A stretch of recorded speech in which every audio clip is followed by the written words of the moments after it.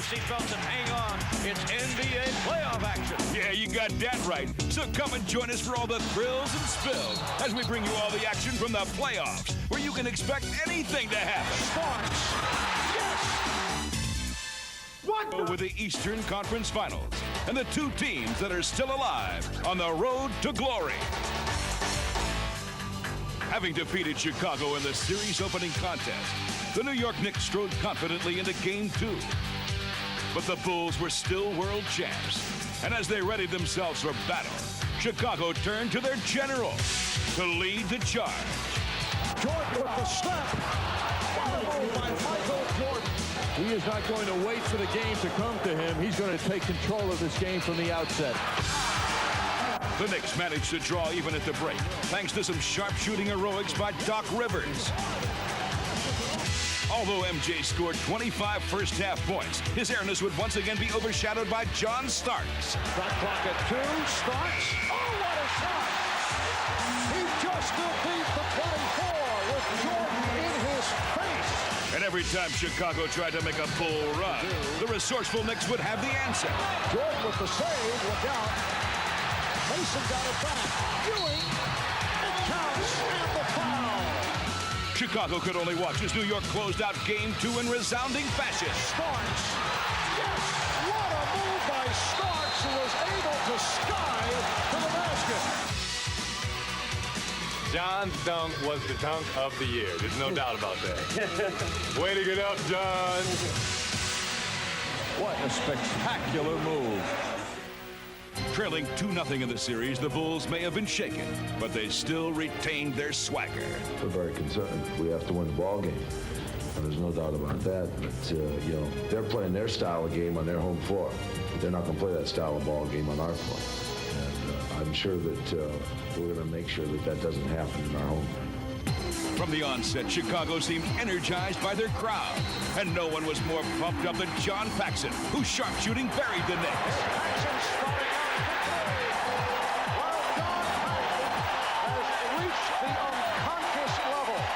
Although Jordan struggled from the field, he dished out 11 assists as Chicago routed New York.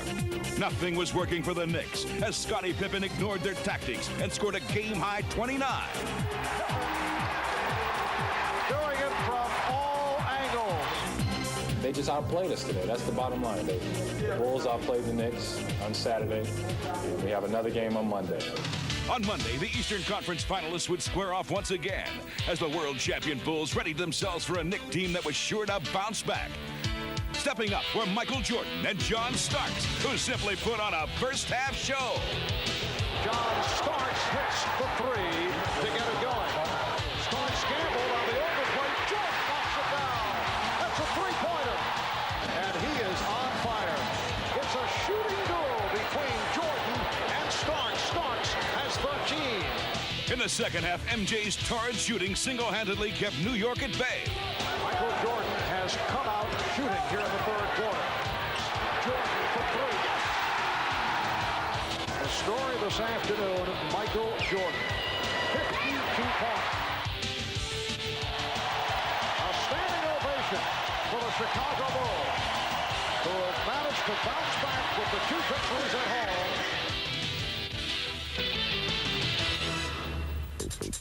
While Michael Jordan spearheads the Bulls' drive against the Knicks, he also leads off this year's All-NBA first team.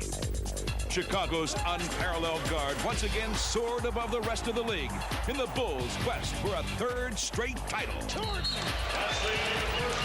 Oh, baby, what a sensational player! Alongside MJ in the backcourt is solid Cleveland point guard Mark Price, who specializes in sweet dishes and long-range deliveries. Price outside, the 3 in the air, right there! Mark Price. The imposing man in the middle on this team of teams is Houston center Hakeem Olajuwon, the defensive player of the year, which truly a force to be reckoned with, as he led the league in blocks. Hakeem Olajuwon! The All-NBA first-team power forward is the mailman, Utah's intense Karl Malone, whose tenacity and strength are nearly unmatched. To the mailman, overdone, into face bomber. The mailman delivers. Rounding out this year's All-NBA first team is Charles Barkley. And you'll see more of Sir Charles later as we pay tribute to the league MVP. It's stolen by Barkley. Here comes Sir Charles. Wow. Coming up next on NBA Action, we'll show you who's on the road to glory out west. It's going to be a battle all the way down the stretch. And we'll show you some of the intense sights and sounds from this year's playoffs.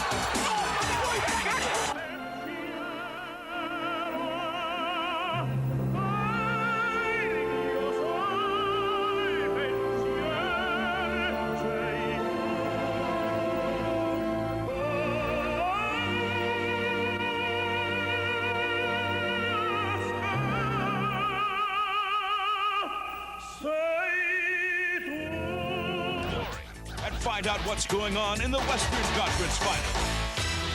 Game 1 took place in the Valley of the Sun, and the host Phoenix Suns controlled both ends of the floor as they rudely thrashed the visiting Seattle Supersonics. Barkley out of backcourt. Bumped by Kemp. He'll take it in and challenge. Sir Charles. And in the rout, Danny Ainge became the all-time playoff leader in three-pointers. Shazam! This one is all over, and the Suns have won the first game of the Western Conference Championship Series. You know, sometimes this kind of performance by them can really get them motivated, and at the same time, it can get us feeling a little bit too good about ourselves. And in Game 2, there was one Sonic ready to lower the boom on the Suns. Ricky Pierce led all scorers as he lit up Phoenix for 34 points. While Dan Marley kept Phoenix in the game with 29. Out it comes to Marley. Here's the first three-point try. You guessed it. It's good. In this physical contest, every basket was contested as this bruising battle between the best in the West reached epic proportions. It's going to be a battle all the way down the stretch. And as rookie Oliver Miller hit a lunging layup, it appeared as if the Phoenix Suns would go up 2-0 in the series. But trailing by 1 with 13 seconds left, the Sonics still had one last chance to win it.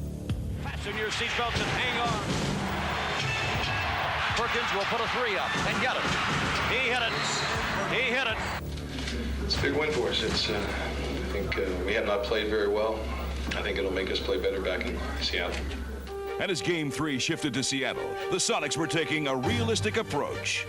We've had a lot of success at the Coliseum, but it's the playoffs, the Western Finals, and anything is possible. You know, we have to go and play our hearts out if we want to win at our place.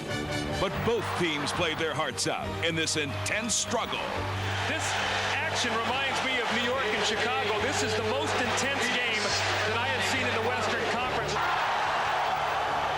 And as Ricky Pierce shined against the Suns with 28 points, Kevin Johnson was sidelined with a knee to the thigh, which called to duty the seldom-used Frank Johnson.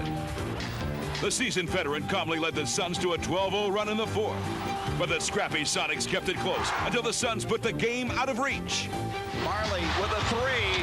Oh, wow. Big tray. Wow. 37.9 gives them a 7-point lead.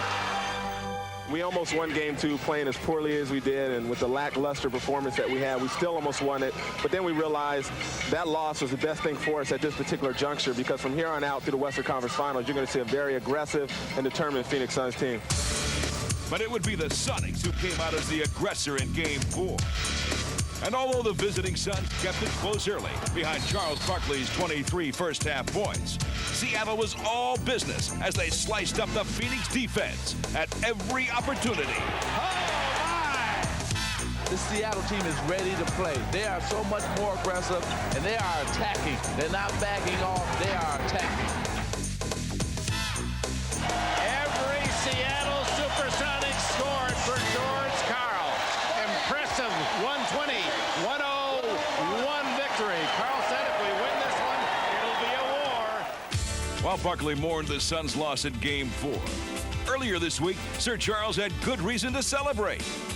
The fans here and around America join me in congratulating you, Charles Barkley, the 1992-93 National Basketball Association Most Valuable Player. Congratulations.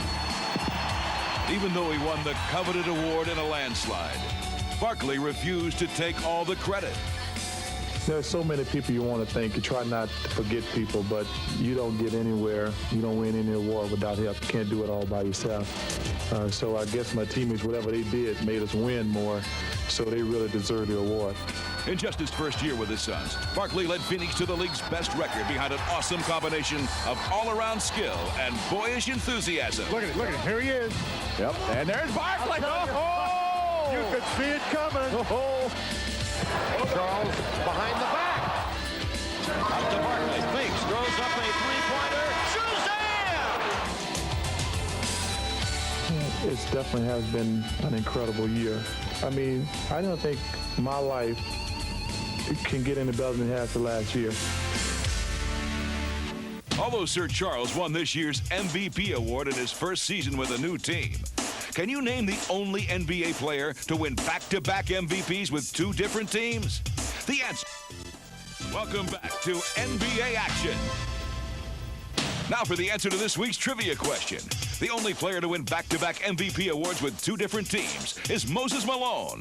In 1982, he was a one-man wrecking crew for the Houston Rockets. The next year, with the Sixers, he won again and led Philly to an NBA title.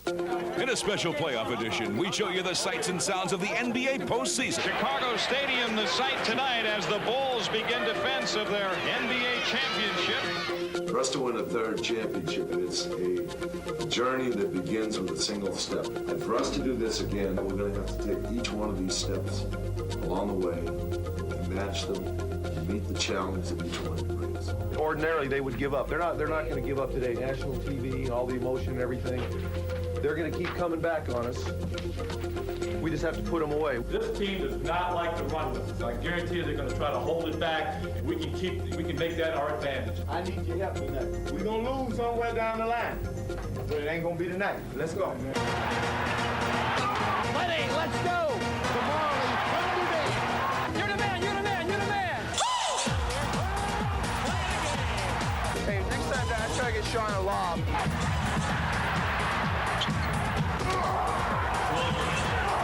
Come on, gang. We're going to win this game. We're going to win the game. 103-102, Boston is warning the shot. Game over. It's over. Don't do something you'll be sorry for, Charles. It's too good a ball game. David ain't going to get every rebound. You ain't rebounding. Let's go. Go. Attack. Yeah. That's what I'm talking about. I'm in the post. 4, Michael Strip got it back. 3, 2, Michael falls, fires. Yeah! That's it again! The ball's wet. He looks at the crowd. This crowd is stunned. We got 160 seconds to play basketball with a lead. Let's go get a lead here. Go, baby. See the time remaining in this game. Burgess is going to take a three. Oh, my! That was 7. Get away from me!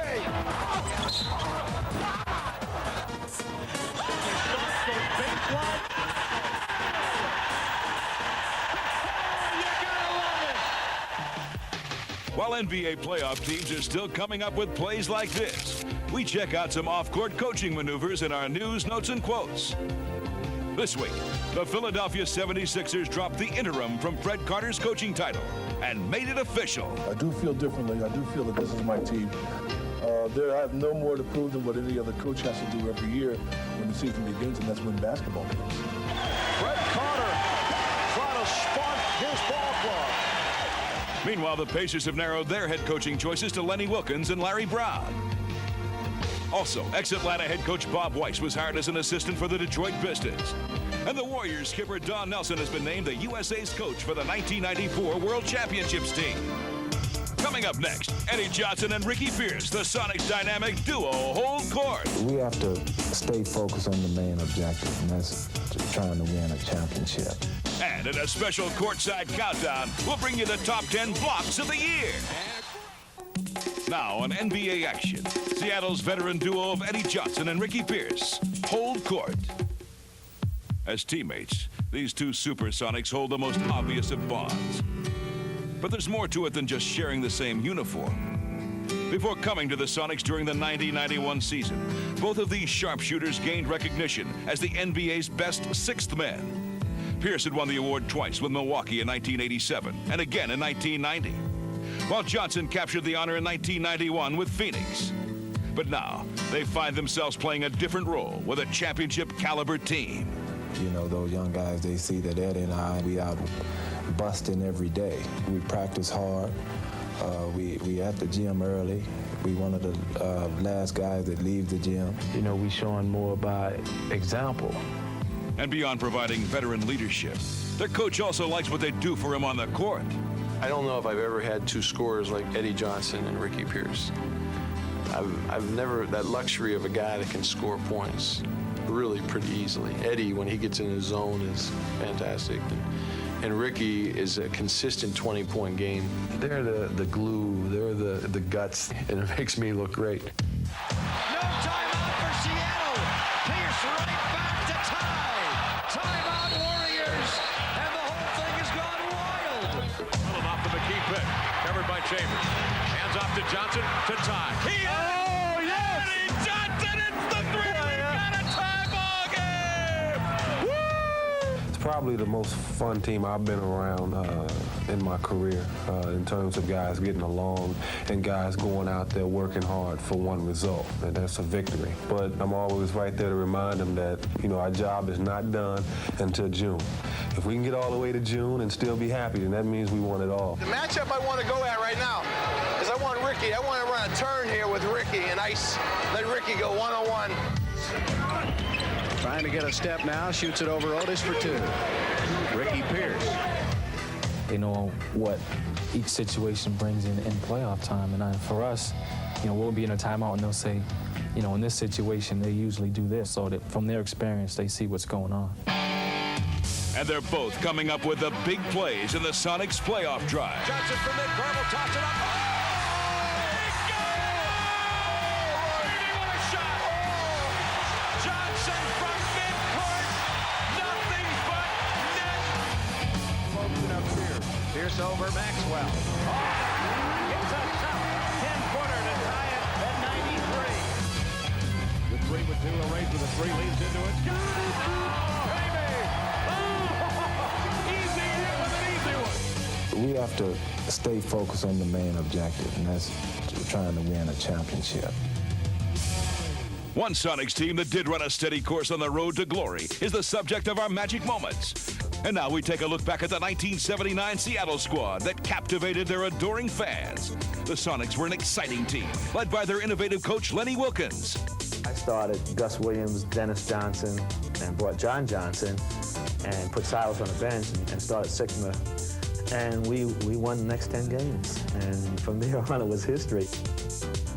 Lenny's coaching adjustment propelled the Supersonics into the finals, where they would face the Washington Bullets for the second straight year.